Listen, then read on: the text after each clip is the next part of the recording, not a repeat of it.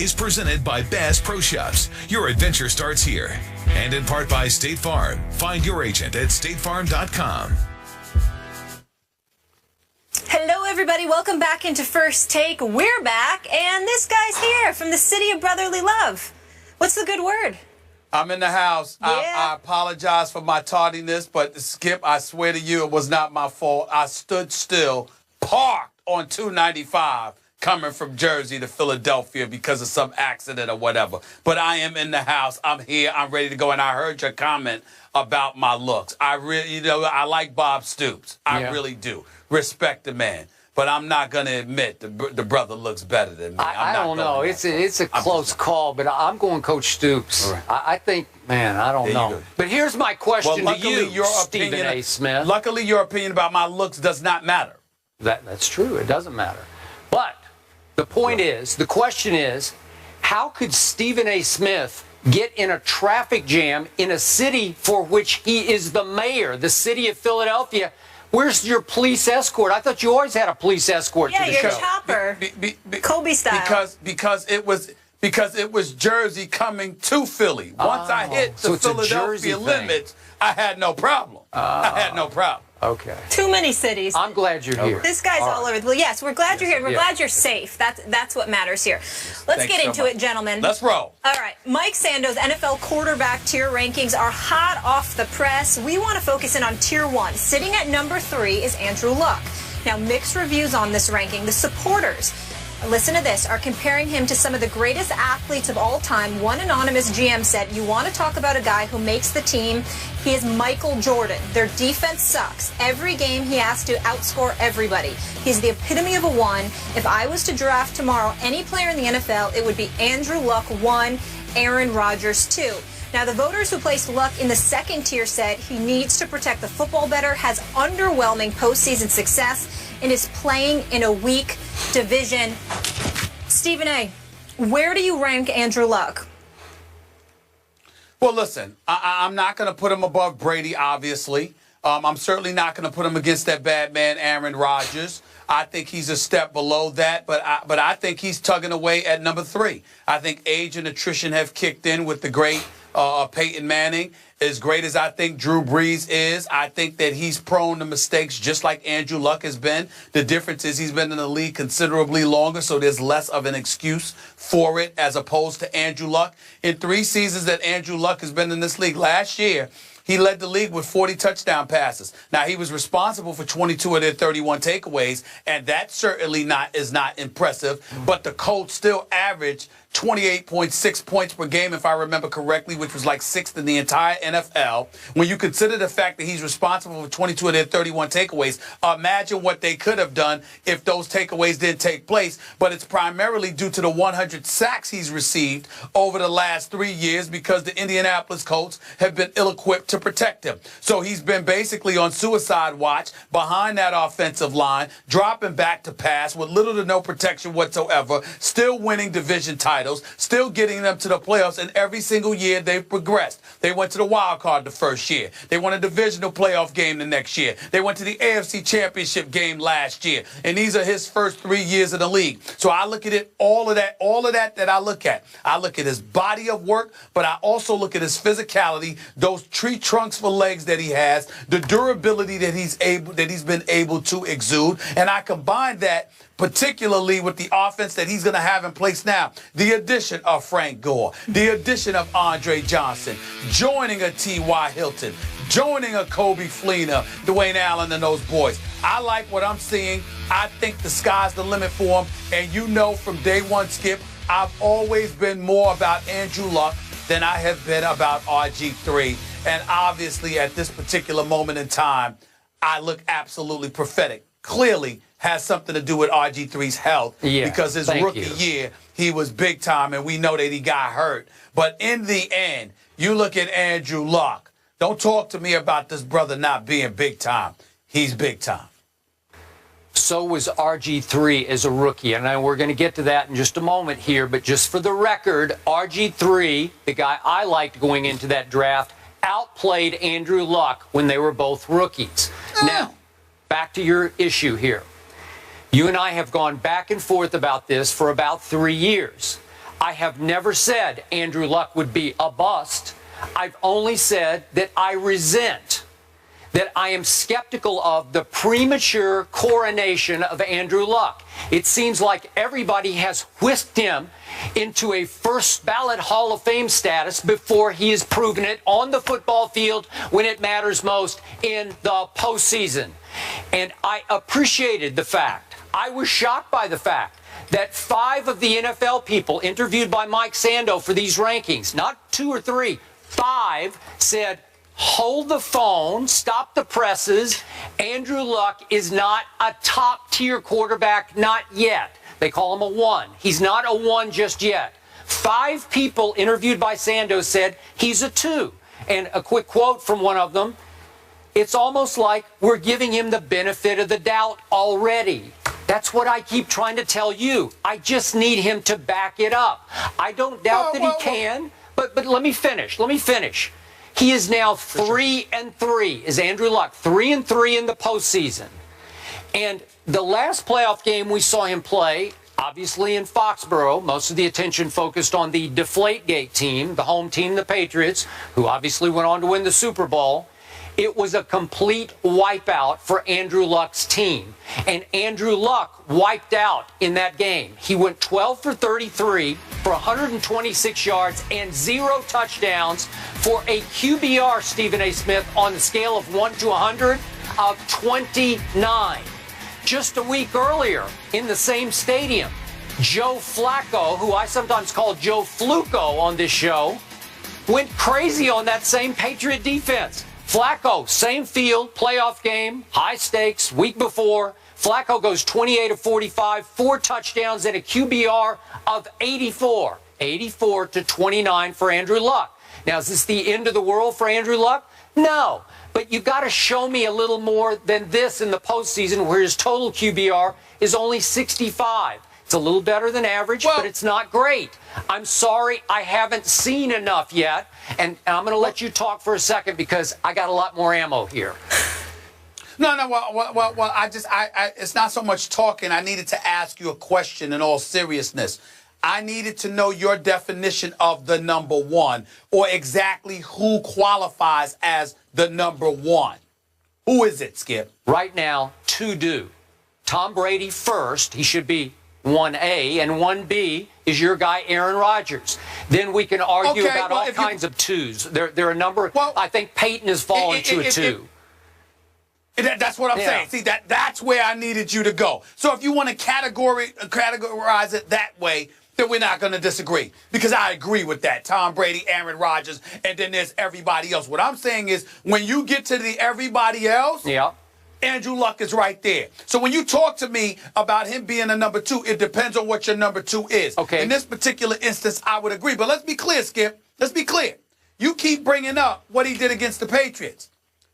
Do you know that the Patriots averaged 47.3 points a game in the 4 wins against the Indianapolis Colts in the last 3 years? Okay. Indianapolis's defense was virtually non-existent.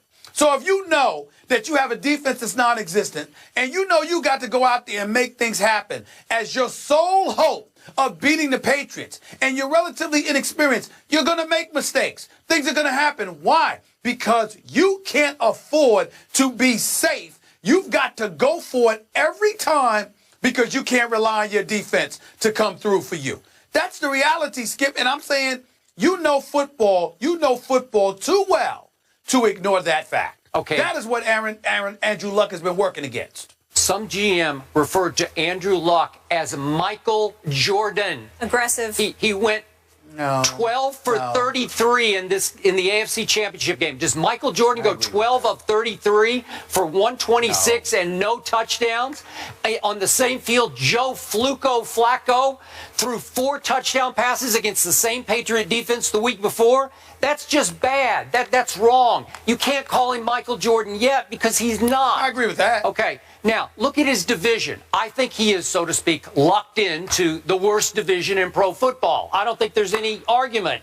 So he has gone 16-2 against his division. He's won his last 13 games in the division. Well, every year they're going to go 11-5, in part because The division is cake for them. It's a cakewalk. They're going to cakewalk into the playoffs because they're going to beat the heck out of these, out of Houston, Tennessee, and Jacksonville. It's set up for him to at least get to the playoffs. So when your biggest claim to fame was that Kansas City comeback game in which you threw 3 interceptions that threw your team into a 41-24 hole before the Chiefs got annihilated with injuries. They lost Jamal Charles, they lost Justin Houston, they lost Tom Ali, and all of a sudden they just didn't have enough star players left, and Andrew Luck led a remarkable fourth quarter comeback, and they won the game 45-44. Is that all you got? But you threw 3 interceptions in that game. Well, no, that's not all I got. That's not all I got. What I also have, Skip Bayless, is something that is completely different from you. You keep talking about that's his claim to fame. My claim to fame for Andrew Luck is his youth. It's the fact that he is as good as he is being so young. What you have people doing is looking at him and projecting a level of greatness because so many things come along with playing the game of football. How is it that whether it's a Tebow or anybody else or a Johnny Manziel, you can project about the potential greatness that they could deliver in Tebow's case in terms of results, in Johnny Manziel's case in terms of his play or whatever. But with Andrew Luck, you can't see that, look, this brother has the potential to be all-time great. Of course he's not there. Of course he shouldn't be, quote-unquote, coronated. But the coronation that I would argue with you about is they're not saying that he's arrived. They're saying, my God, look at this guy's potential. This dude, look at the Brett Favres of the world and others, Peyton Manning. These guys are on the verge of playing 20 years in the NFL. Okay. If Indianapolis improves this offensive line, Andrew Luck may very well have 17 years to go. And in the first 3, you haven't seen enough to look at this dude and say, yo, he's big time. I think he's big time. Show me more. I don't see enough. I agree with that. I'm having to react to you. I agree with that. And the public opinion that has already placed him on the loftiest pedestal. And I'm saying I need to see more when the money's on the line in the postseason because this isn't good enough. But what's the loftiest pedestal? What's the loftiest pedestal? You're going against RG3. You've clearly eclipsed him. All right, you got Russell Wilson there. He's been to 2 consecutive Super Bowls, but the Legion of Boom has a lot to do with that, even though he makes plays when they count in crunch time, and he deserves credit for that, not just with his arm, but with his feet. You've got the Colin Kaepernicks of the world who've been to a Super Bowl. Yeah, but he's not the quarterback Andrew Luck is. I think everybody would agree with that. You look at a lot of these young guys, and you're like, look, Andrew Luck is definitely near or at the top of the class, and he's got loads of potential. What's the name of the game? Don't turn the football over. You already mentioned it. Thank you very much. He turns the ball over way too much. It started in his rookie year, and I didn't harp on the fact he had the 2nd most combined turnovers as a rookie in the National Football League. Peyton had a miserable rookie year. He led the NFL in interceptions, so I'm good with that, but he still turns the ball over way too much. That's got to get cleaned up. And when it comes time, you're going to have to perform at a higher level to be Michael Jordan. I'm just reacting to people. I totally agree with that. Hey, he is a cinch Hall of Famer in most people's eyes already. And I'm just a little skeptical. He's a cinch Hall of Famer. He's a cinch Hall of Famer because of what we believe he is going to do. There is nothing Hall of Fame about his numbers yet. It's good, but it's not great. But we believe what he's going to do because we see what he's working with, we see what he's working against, combined with his youth. Look at what he's done. There isn't a franchise in the NFL that if you ask them, could they take a young quarterback, would not want Andrew Luck. Okay, fine. Not one of them. I get it. I just need to see more because all I know for a fact, last year, Tony Romo had a better year than Andrew Luck. And you've laughed at Tony Romo for years on this show. That's a fact. Why? He was just better. Why? Because you always say he's an accident waiting to happen, and he wasn't last year. Are you ready for this, Skip? Are you ready for this, Skip? In Andrew Luck's 3 years, he already has more playoff victories than Tony Romo in his entire career. Okay. But is that not a fact? But Tony Romo doesn't get to play Jacksonville and Tennessee and Houston every year. No, I said playoffs. Yeah, I said know. playoffs. I said playoffs. I ain't talking regular season. I said playoffs. He already has more playoff victories than Tony Romo in Tony Romo's career. Why shouldn't I laugh at Tony Romo? Tony Romo, lucky I'm not giggling every day. You couldn't laugh at him last playoff year. All right, that's fine. Yeah. What about the other 8?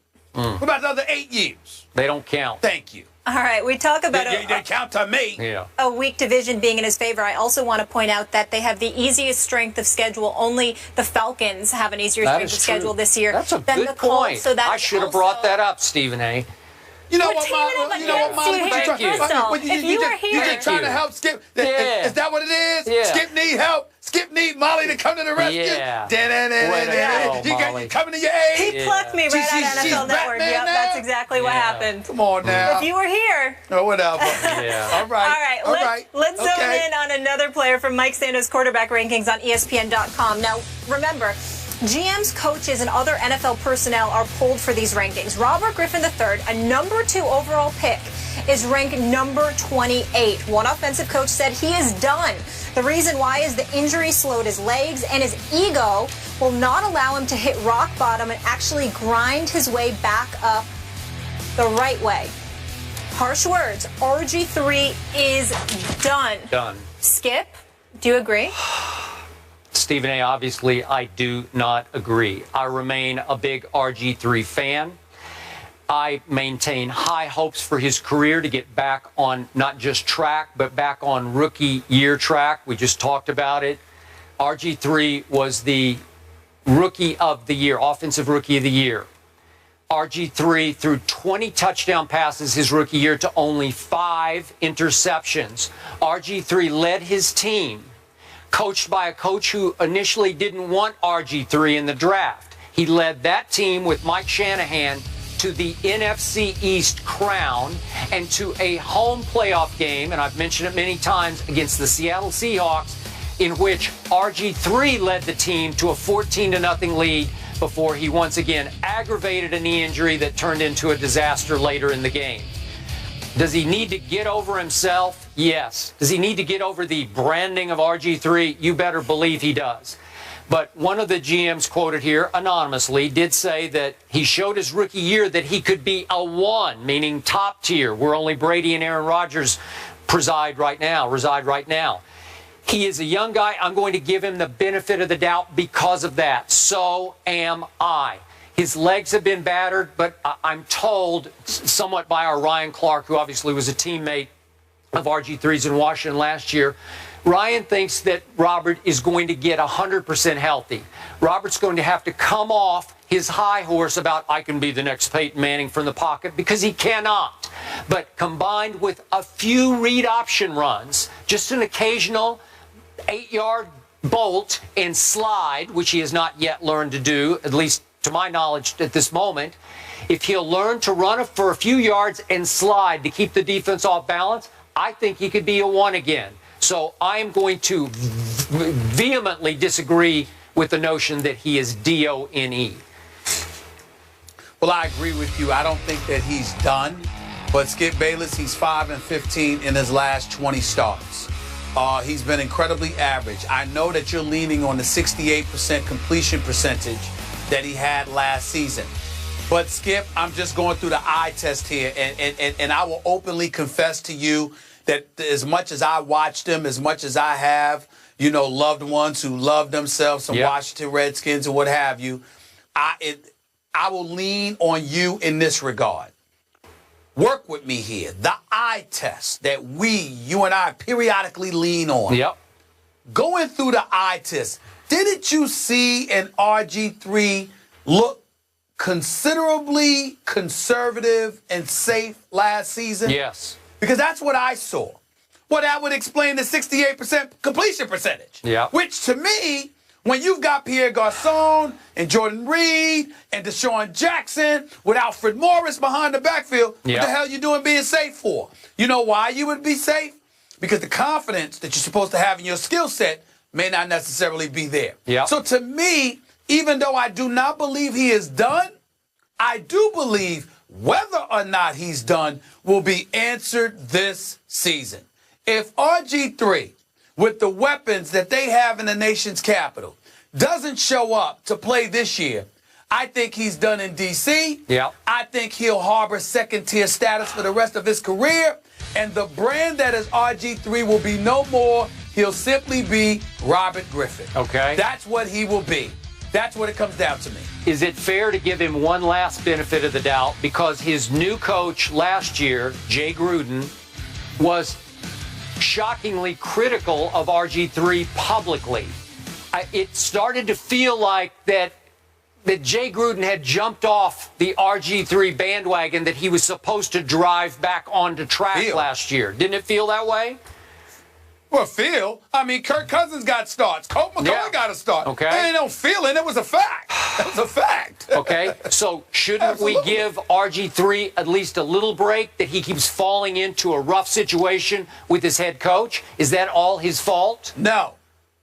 No. Do you know why, Skip? Because Jay Gruden's still there. If it were a new coach that he would have to deal with, that would be different. But the fact is that same dude is coaching you this year. So you're going to have to deal with it. I mean, are you going to sit here, Skip, and are you going to sit here, Skip, as the season comes forward?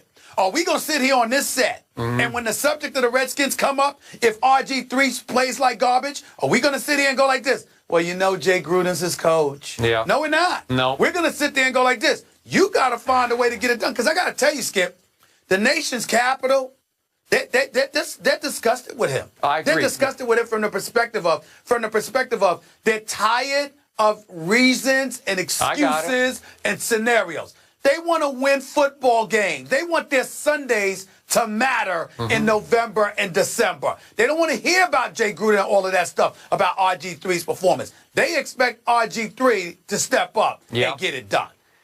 I agree with you. I'm sure a lot of those fans, a lot of your relatives are already done with RG3.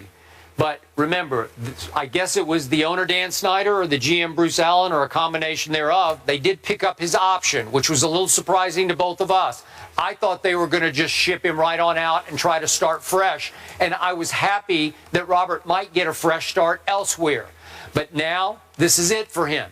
He's going to have to make the most of a coach who's not his biggest fan, and hope that obviously the owner's in his corner and GM's in his corner. And it felt like he started losing some of the team last year, though Ryan Clark says, no, that's not the case. So this is a big year for Robert. It's sink or swim in D.C. No question. Yeah. All right, no question. You can check out the full article on ESPN.com. It's a great read. And I also want to mention that Marcus Mariota was at 25, Jameis Winston at 26. Obviously, both rookies unproven ahead of RG3. We're going to discuss one of those guys later in the show. Our next guest is a proven winner. He is coming off an 11-win season in 2014, and his Horned Frogs are once again title contenders this season. TCU head coach Gary Patterson is here. Coach. I have the right color on, Coach. Welcome. You do. We'll talk to you after the break.